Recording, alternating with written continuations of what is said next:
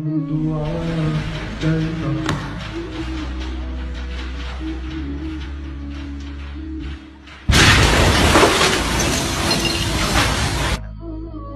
مجموعة تضاف إلى 7 ملايير من سكان المعمورة.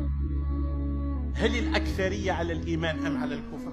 الله أكبر، الله أكبر، الله أكبر. اجلسوا يا جماعة، اجلسوا بارك الله فيكم. يا أخي فأين تذهبون يا أخي؟ يا أخي إخواننا تموت في بيت الله، أهلا وسهلا مرحبا.